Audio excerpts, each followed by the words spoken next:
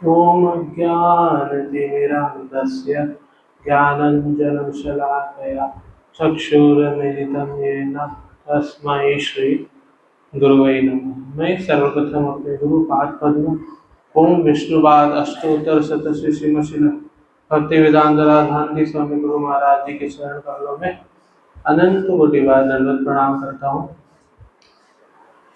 तत्पश्चात पूज्य महाराज श्री के चरण कमलों में अनंत कोटि बार दंडवत प्रणाम करता हूँ। तत्पश्चात उपस्थित महाराज जी के चरणों में अनंत कोटि बार दंडवत प्रणाम करते हुए उनकी कृपा याचना करता हूँ। तत्पश्चात उपस्थित समस्त वैष्णव वृंद के चरणों में मेरा यथा योग्य दंडवत प्रणाम। सांकेत्यं परिहास्यं वा स्तूपमहेलनमेव वा वैकुण्ठनाम ग्रहणमशेषागहरं विदुः। सांकेत्यं परिहास्यं वा, संकेत के द्वारा किया हुआ यानी कि अपरोक्ष तरीके से लिया हुआ भगवान नाम। सांकेत्यम परिहास्यम वा, परिहास्यम मतलब हंसी मजाक के द्वारा लिया हुआ भगवान नाम। जैसे कि हम रास्ते पर हम जाते हैं तो बहुत सारे लोग बोलते हैं अरे ये तो हरे कृष्णा वाला जा रहा है, अरे ये तो राधे राधे वाला जा रहा है। सांकेत्यम परिहास्यम वा स्थूपम हेलनम।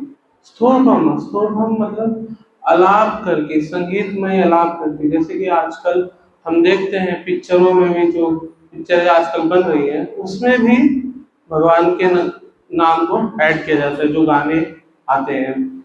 हेलन मेवा, हेलन यानी कि अवहेलना, अवहेलना से।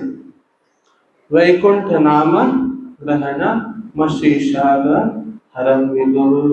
वैकुंठ नाम ग्रहण, तो ये सब परोक्ष या अपरोक्ष किसी भी तरीके से, हंसी मजाक से, अवहेलना से, किसी भी तरीके से भगवान का नाम लिया जाए तो सारे पापों को नष्ट करता है। इसी संदर्भ में रामचरितमानस में भी एक श्लोक आता है बालकांड में। भाव को भाव अनक आलसनो नाम जपत मंगल देशदसनो।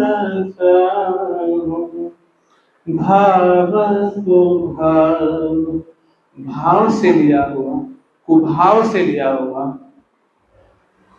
अनख आलसनो, क्रोध से लिया हुआ, आलस्य से लिया हुआ।